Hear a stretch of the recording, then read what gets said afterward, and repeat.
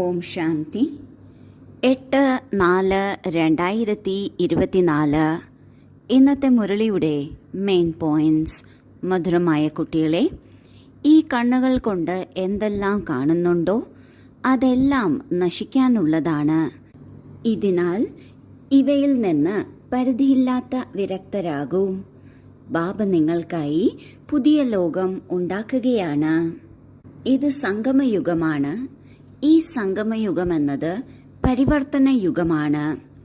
പഴയ ലോകം മാറി പുതിയ ലോകം വരികയാണ്. പഴയ ലോകം മാറുക എന്നാൽ ഈ കണ്ണുകൾ കൊണ്ട് നാം എന്തെല്ലാം കാണുന്നുവോ അതെല്ലാം മണ്ണടിയാൻ പോവുകയാണ്. അതിനാൽ ബാബ ഈ മുന്നറിയിപ്പ് തന്നുകൊണ്ട് പറയുകയാണ്, ഈ ലോകത്തിനോട്, ഈ ലോകത്തിലുള്ള പദാർത്ഥങ്ങളോട്, വൈഭവങ്ങളോട്, വ്യക്തികളോട് പരിധിയില്ലാത്ത വിരക്തി വേണം. കാരണം ബാബ നമ്മൾ കുട്ടികൾക്കായി പുതിയ ലോകം ഉണ്ടാക്കുകയാണ്. തീരാൻ പോകുന്ന ലോകത്തിൽ നിന്ന് ശ്രദ്ധ മാറ്റി വരാൻ പോകുന്ന ലോകത്തിലേക്ക് കൊടുക്കണം. ചോദ്യം: നിങ്ങൾ കുട്ടികളുടെ സൈലൻസിൽ ഏത് രഹസ്യം അടങ്ങിയിരിക്കുന്നു? ഉത്തരം: എപ്പോൾ നിങ്ങൾ സൈലൻസിലിരിക്കുന്നുവോ അപ്പോൾ ശാന്തിധാമത്തെ ഓർമ്മിക്കുന്നു. നിങ്ങൾക്കറിയാം, സൈലൻസ് അർത്ഥം ജീവിച്ചിരിക്കെ മരിക്കുക. ഇവിടെ ബാബ നിങ്ങൾക്ക് സദ്ഗുരുവിൻ്റെ രൂപത്തിൽ സൈലൻസിലിരിക്കുന്നത് പഠിപ്പിക്കുന്നു. നിങ്ങൾ സൈലൻസിലിരുന്ന് തൻ്റെ വികർമ്മങ്ങളെ ദഗ്ധമാക്കണം. നിങ്ങൾക്ക് ജ്ഞാനമുണ്ട് ഇപ്പോൾ തിരിച്ച് വീട്ടിലേക്ക് പോകണം എന്ന്. മറ്റ് സത്സംഗങ്ങളിൽ ശാന്തിയിലിരിക്കുന്നുണ്ട്, എന്നാൽ ശാന്തിധാമത്തിനെ കുറിച്ചുള്ള ജ്ഞാനമില്ല. ബാബയുടെ കുട്ടികളുടെ ഇടയിൽ ഗ്രീറ്റിംഗ് എന്ന് പറയുന്നത് ഓം ശാന്തിയാണ്. നമ്മൾ യോഗത്തിലിരിക്കുമ്പോഴും ശാന്തമായി സൈലൻസിലിരിക്കുന്നു. എന്നാൽ ഇങ്ങനെ സൈലൻസിലിരിക്കുമ്പോൾ നമ്മൾ ശാന്തിധാമത്തെ ഓർമ്മിക്കുന്നു. ശാന്തിധാമമെന്നാൽ ആത്മാക്കളുടെ ലോകമാണ്. ആ ലോകത്തിൽ നിന്നാണ് നമ്മൾ ഓരോ ആത്മാക്കളും ഈ സൃഷ്ടി നാടകത്തിലേക്ക് വന്നത്. നമ്മൾ ആ ലോകത്തിലേക്ക് തിരിച്ചു പോകുന്നതിനുള്ള തയ്യാറെടുപ്പിലാണ്. അതിനാൽ ബാബ നമ്മൾക്ക് സദ്ഗുരുവിൻ്റെ രൂപത്തിൽ സൈലൻസിൽ എങ്ങനെ ഇരിക്കണം എന്നത് പഠിപ്പിക്കുന്നു. സൈലൻസിൽ ഇരിക്കുകയും ചെയ്യുന്നു. സൈലൻസ് എന്നാൽ ജീവിച്ചിരിക്കെ മരിക്കുക എന്നതും ആണ്. ജീവിച്ചിരിക്കെ മരിക്കുക എന്നാൽ നാം ഈ ജന്മം തുടങ്ങിയ സമയത്ത് നമ്മൾ ശരീരമാണ് എന്നായിരുന്നു ചിന്തിച്ചിരുന്നത്. എന്നാൽ എപ്പോൾ മുതൽ ബാബയെ ലഭിച്ചുവോ അപ്പോൾ മുതൽ നമ്മൾ ആത്മാക്കളാണെന്നും ശാന്തി നമ്മളുടെ സ്വധർമ്മമാണെന്നും ശാന്തിധാമമാണ് നമ്മളുടെ വീടെന്നും നാം തിരിച്ചറിഞ്ഞു. അതിനാൽ പഴയ രീതികളിൽ നിന്നും നാം പുതിയ രീതിയിലേക്ക് വന്നു. ഇതിനെയാണ് ജീവിച്ചിരിക്കെ മരിക്കുക എന്ന് പറയുന്നത്. ഇപ്രകാരം സൈലൻസിൽ ഇരിക്കുന്നതിലൂടെ വികർമ്മങ്ങൾ നശിക്കുകയും ചെയ്യുന്നു. തിരിച്ചു വീട്ടിലേക്ക് പോകേണ്ടതാണ് എന്ന് തുടർച്ചയായി ബാബ ഓർമ്മിപ്പിക്കുകയാണ്. ഈ ഒരു രഹസ്യമാണ് നമ്മുടെ സൈലൻസിൽ അടങ്ങിയിട്ടുള്ളത്. മറ്റുള്ള സത്സംഗങ്ങളിൽ ശാന്തമായി ഇരിക്കുന്നു എങ്കിലും തിരിച്ചു വീട്ടിലേക്ക് പോകണമെന്നോ വീടിൻ്റെ ചിന്തയെക്കുറിച്ചോ അവിടെ ഒന്നും തന്നെ ഇല്ല. അവർക്കതിനെക്കുറിച്ചുള്ള അറിവില്ല. എന്നാൽ നമ്മൾ കുട്ടികൾക്ക് ശാന്തിധാമത്തെക്കുറിച്ചറിയാം. നമ്മുടെ സ്വധർമ്മം ശാന്തിയാണെന്നും അറിയാം. അതിനോടൊപ്പം തന്നെ ശാന്തിധാമത്തിലേക്ക് തിരിച്ചു പോകേണ്ടതാണ് എന്നും നമ്മൾക്കറിയാം. അതിനാൽ ഈ ഒരു രഹസ്യമാണ് നമ്മളുടെ സൈലൻസിൽ, അതായത് നിശബ്ദതയിൽ അടങ്ങിയിരിക്കുന്നത്. ധാരണയ്ക്കുള്ള മുഖ്യസാരം: 1. സദാ സ്മൃതിയുണ്ടായിരിക്കണം, നമ്മൾ ബ്രഹ്മ മുഖവംശാവലി ബ്രാഹ്മണരാണ്. നമ്മളുടേത് ഏറ്റവും ഉയർന്ന കുലമാണ്. നമ്മൾക്ക് പവിത്രമാകണം, ആക്കുകയും വേണം. പതിത പാവനനായ ബാബയുടെ സഹായി ആകണം. 2. ഓർമ്മയിൽ ഒരിക്കലും അശ്രദ്ധ കാട്ടരുത്.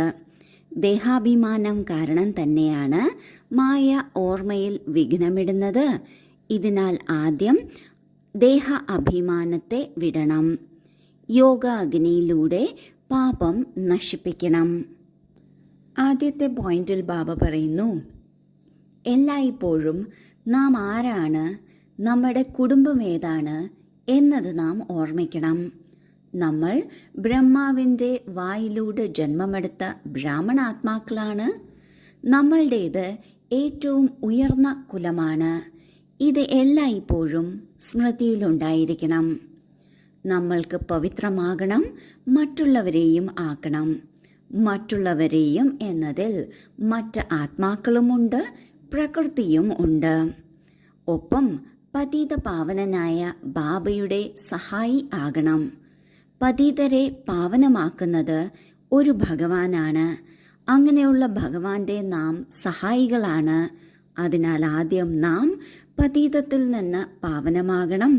ഇതിലൂടെ നാം പ്രകൃതിയെയും മറ്റാത്മാക്കളെയും പാവനമാകുന്നതിൽ സഹായിക്കുകയാണ്.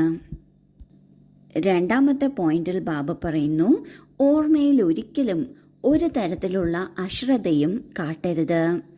ശരീരബോധം നമ്മളിൽ ഉള്ളതുകൊണ്ടാണ് മായയ്ക്ക് നമ്മളുടെ അടുക്കലേക്ക് വരാൻ ഒരു വാതിൽ തുറന്നു കിട്ടുന്നത്. അതിനാൽ നമ്മളുടെ ഉള്ളിലുള്ള ദേഹാഭിമാനത്തെ മാറ്റിയെടുക്കണം. ഓരോ പരിതസ്ഥിതിയെയും യോഗത്തിലൂടെ മറികടക്കണം.